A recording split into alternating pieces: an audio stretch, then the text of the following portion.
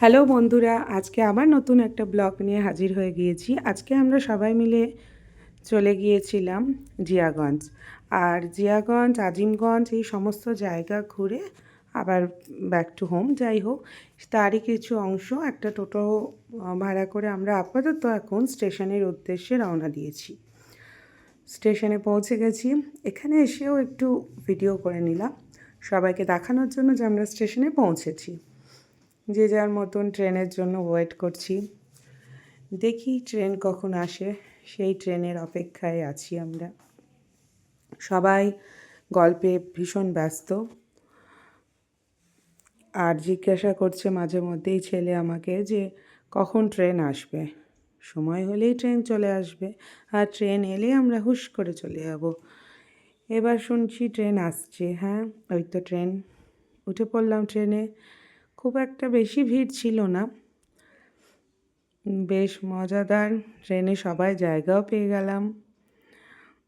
সবারই গরম লেগে যাচ্ছে, ট্রেনে উঠেও গরম লাগছে, যে যার মতন সোয়েটার কলার শুরু। এরপর আমরা কোন স্টেশন আসছে, সামনে সামনে মুর্শিদাবাদ স্টেশন চলে এসছে। মুর্শিদাবাদ স্টেশন ছেড়েও দিয়েছে। একটু ট্রেনে করে যাচ্ছি, তার ব্যাকগ্রাউন্ডগুলো তো দেখাতেই হবে, সেই জন্যে তুলেছিলাম ভিডিওটা। এর পরের স্টেশনই আমাদের জিয়াগঞ্জ, আর জিয়াগঞ্জ স্টেশনেই আমরা নেমে পড়ব। বেশ ভালো লাগে ট্রেনে ওঠার সঙ্গে সঙ্গে দুটো একটা স্টপেজ বাদেই নামতে, বেশ মজাদার লাগে। আর জিয়াগঞ্জ স্টেশনে নেমে আমরা এখন সামনে টোটো ভাড়া করতে হবে। আমরা এখন যাব সদরঘাট। টোটোর জন্য দাঁড়িয়ে আছি আমরা। টোটোতে করে আমরা সদরঘাট যাব।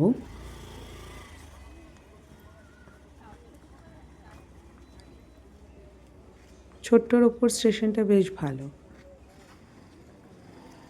এর আগেও অনেকবার এসেছি এখানে। আমার ট্রেনে করে জিয়াগঞ্জ আসতে বেশ ভালো লাগে। টোটো করে আমরা এখন সদরঘাটের উদ্দেশ্যে রওনা দিয়েছি। সেখানে পৌঁছে আমরা ঠিক করব কোথায় যাব। সদরঘাটে পৌঁছে গিয়েই ওখান থেকে আবার পৌঁছে গেছি সদরঘাটে। ওখান থেকে আমরা আবার ফেরি করে পৌঁছাবো আজিমগঞ্জ। তো আজিমগঞ্জে মানে প্রথম যাচ্ছি আজিমগঞ্জে, এরকম গঙ্গা পার হয়ে। এর আগে এসেছি, ডাইরেক্ট আজিমগঞ্জে এসেছি। আজিমগঞ্জে কোনো একটা প্রোগ্রাম, বিয়ে ছিল কারোর একটা, হয়তো ঠিক মনে পড়ছে না। অনেক ছোটোতে এসেছিলাম একবার আজিমগঞ্জ। তো আবার যাচ্ছি আজিমগঞ্জে। আজিমগঞ্জের কোনো কিছু দেখা ছিল না। আজিমগঞ্জে অনেক কটা মন্দির আছে, আজকে সেগুলোই দেখতে যাচ্ছি। তো আমরা এখন সবাই নৌকায় উঠব। নৌকায় বসে যে অপেক্ষা করছি কখন নৌকা ছাড়বে। আর আজিমগঞ্জে কী কী মন্দির আছে সেগুলো দেখবার জন্য মনটা একটু ছটফট করছে। একটু ফটো তুলে নিলাম। সামনেই এবার নৌকা চলতে শুরু করেছে, একদম মাঝ বরাবর চলে এসেছি নৌকায়, গঙ্গার মাঝে। এবার আমাদের আজিমগঞ্জে পৌঁছেও গিয়েছি, এবার আমরা নামবো। ক্রিস তো ভয়ে হাত ধরে যাচ্ছে ওর বাবার, ভীষণ ভীতু।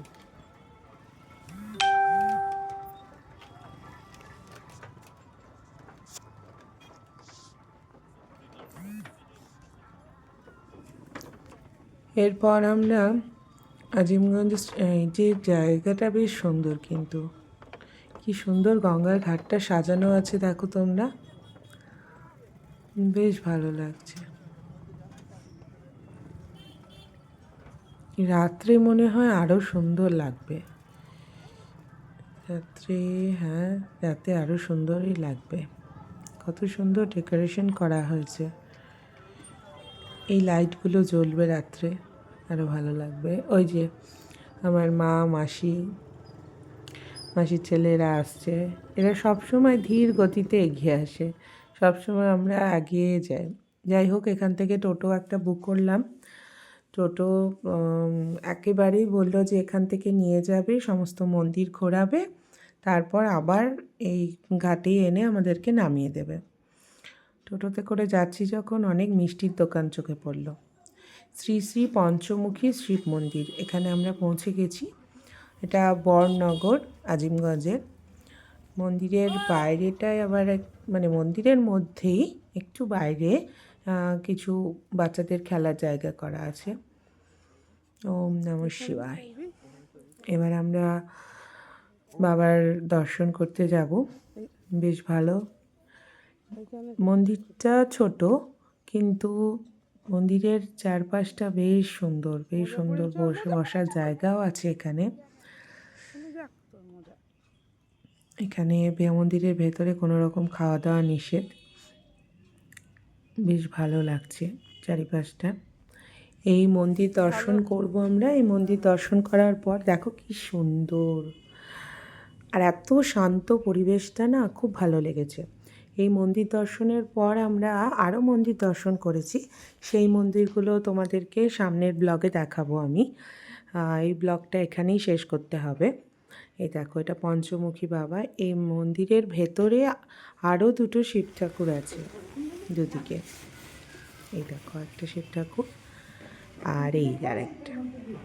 ভীষণ ভালো লাগলো। পুরোহিত মশাইও ছিলেন বাইরে, পুজো হয়ে গিয়েছিল। এরপর আমরা আরও মন্দির দেখাবো, দেখতে যাব সেই মন্দিরগুলো, তোমাদেরকেও দেখাবো। কেমন লাগলো এই ব্লগটা জানিও। টাটা, ভালো থেকো সব।